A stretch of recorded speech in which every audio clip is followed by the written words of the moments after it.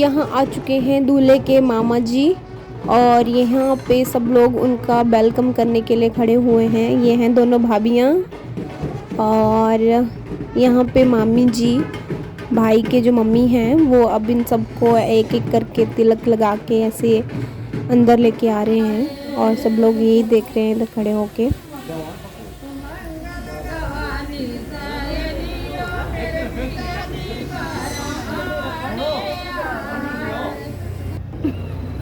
तो ये है ब्याह वाला मुंडा हमारे मामू जिनका हम बोलते हैं भाई, और ये है सीए। तो अगर किसी को भी अपना काम करवाना हो तो वो मुझे कांटेक्ट कर सकते हैं, मैं आपका काम करवा दूंगी। हंस रहे हैं।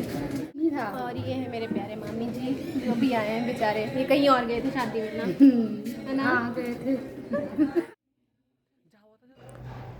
यहाँ लग रहा है तोरण जो कि लड़के के मामा जी लाते हैं और लगाते भी वही हैं, तो वही लगा रहे हैं।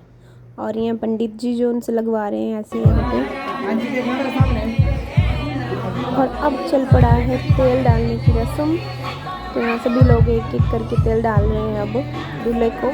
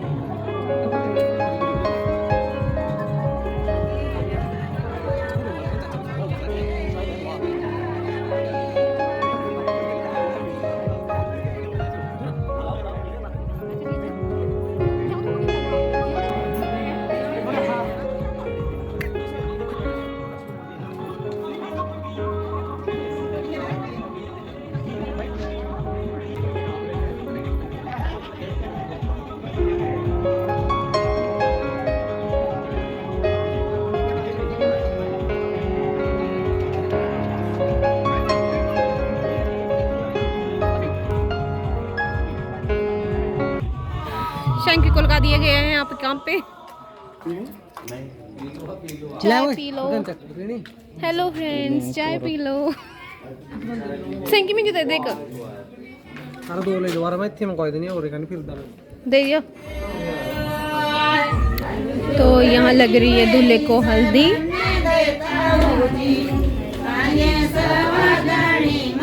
ये है मेरे नानी, वो लगते हैं भैया के बुआ, तो वो लगा रहे हैं अभी हल्दी इनको। के पीछे बैठे हुए हैं मेरे मम्मी।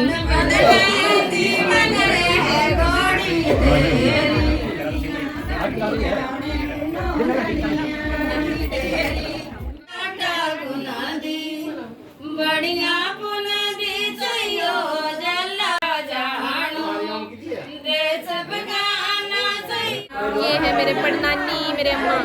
अम्मा हेलो बोलिया, ये कर हेलो कर अम्मा है। तो ये मेरी पड़नानी मेरी सारी वीडियोस देखते हैं। सारी वीडियोस देखते हैं मेरी, है ना अम्मा? वीडियो देखा है ना मेरी? हाँ, और इनको बड़ी अच्छी लगती है मेरी वीडियोस। तो अभी लग चुकी है दूल्हे को हल्दी और अब हम थोड़ी देर में जाएंगे घर। पहले हम थोड़ा सा डांस करेंगे और बारात सुबह जाएगी, तो हम लोग सुबह आएंगे फिर घर से।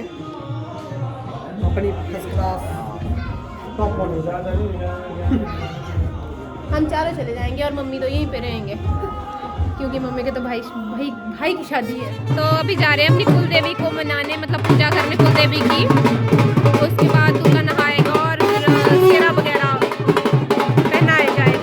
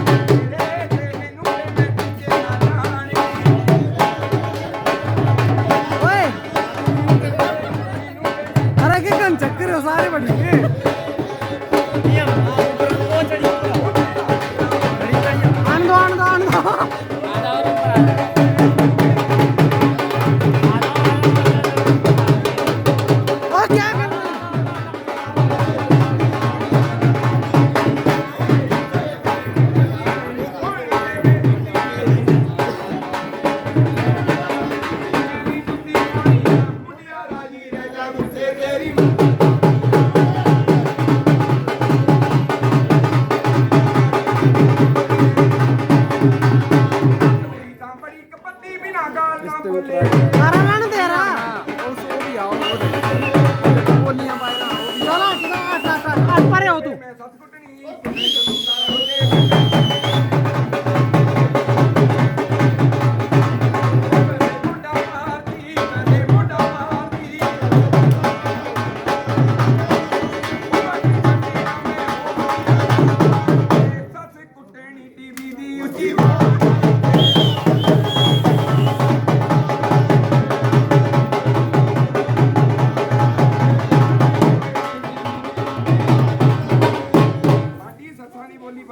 ਸੱਸਾਂ ਵੀ ਚੱਲਦੇ ਆ ਕੁੜੀਆਂ ਨੇ ਬੜੀ ਸੁਣ ਕੇ ਮੜਾ ਕੁੜੀਆਂ ਨੇ ਫੈਸ਼ਨ ਕਰਨਾ ਨੋਹਾਂ ਨੇ ਫੈਸ਼ਨ ਕਰਨਾ। ਇੱਕ 70 ਸਾਲ ਦੀ ਬੇਬੇ ਨੂੰ ਫੈਸ਼ਨ ਦੀ ਲੱਤ ਲੱਗ ਜਾਂਦੀ ਆ, ਉਹ ਆਪਣੇ ਘਰ ਵਾਲੇ ਕਹਿੰਦੀ ਮੈਨੂੰ ਲਿਪਸਟਿਕ ਲੈ ਮੈਨੂੰ ਸੁਰਖੀ ਉਹ ਮਾਰਦਾ ਫੇ ਮੋਰਾ ਨਾ ਕਹਿੰਦਾ ਬਣਾ ਦਿੰਦੇ ਸ਼ੀਰੇ ਆਪਣੇ ਫੈਸ਼ਨ ਦਾ ਪੂਰਾ ਸੀਰਾ ਲਾਣਾ ਸੀ। ਉਹ ਕਿੱਦਾਂ ਲਾਉਂਦੀ ਆ ਉਹ ਨੋਹ ਤਾਂ ਇੱਕ ਦਿਨ ਗਈ ਸੀ ਪੇਕੇ, ਨੋਹ ਤਾਂ ਇੱਕ ਦਿਨ ਗਈ ਸੀ ਪੇਕੇ, ਉਹ ਸੱਸ ਘਰੇ ਸੀ ਕੱਲੀ ਵੀ ਬਾਪੂ ਜੀ ਤੋਂ ਅੱਖ ਬਚਾ ਕੇ, ਉਹ ਬਾਪੂ ਜੀ ਤੋਂ ਅੱਖ ਬਚਾ ਕੇ ਮੇਕਅਪ ਵੱਲ ਹੋ ਚੱਲੀ ਵੀ ਸੁਰਖੀ ਬਿੰਦੀ ਪਾਊਡਰ ਲਾ ਕੇ, ਉਹ ਸੁਰਖੀ ਬਿੰਦੀ ਪਾਊਡਰ ਲਾ ਕੇ ਨੇਤਰ ਕਾਲੇ ਡੇਡੇ ਪਰਦੀ ਫੈਸ਼ਨ ਨੇ 70 ਸਾਲ ਦੀ ਬੇਬੇ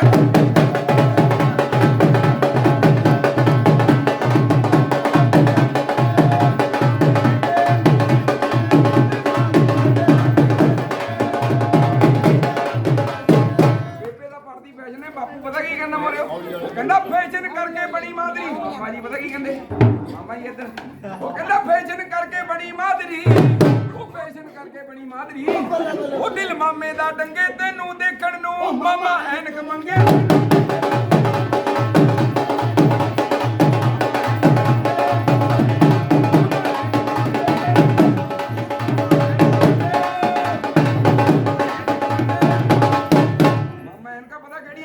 ਮਾਮੀ ਸੁਣ ਕੇ ਜਾਏ ਮੜਿਆ ਮਾਮਾ ਨੇ ਲਿਖਿਆ ਮਾਮਾ ਇਹਨਕਾ ਪਤਾ ਕੀ ਮੰਗਦਾ, ਉਦਾਈਆਂ ਤਾਈਆਂ ਤਾਈਆਂ ਤੈਨੂੰ ਦੇਖਣ ਨੂੰ ਹਰੀਆਂ ਐਨਕਾਂ ਲਾਈਆਂ।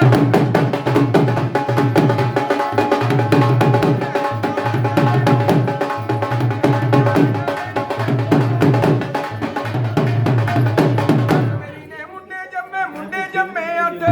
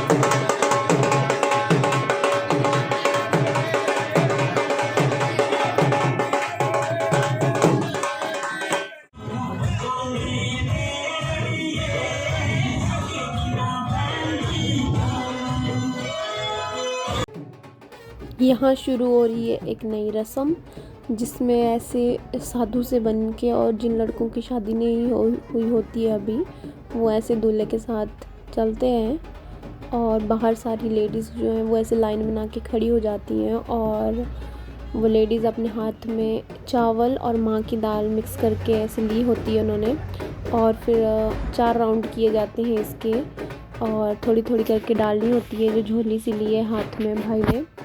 तो फिर जब चौथा राउंड जब ख़त्म हो जाता है तब ऐसे लड़के की भाभियाँ जो होती हैं वो खड़ी होती हैं डोर पे, और फिर वो ये झोली उनसे छीन इनको बचानी होती है, लड़के को अपनी झोली और भाभियों को छीननी होती है। ये रस्म होती है, तो आप भी आनंद लीजिए इस रस्म का।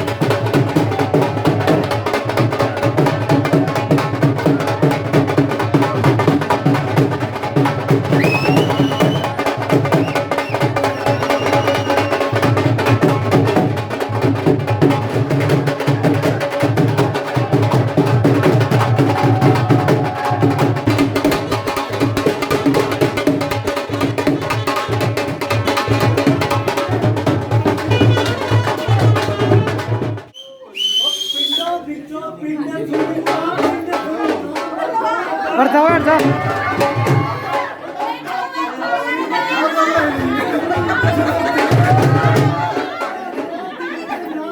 không bỏ lỡ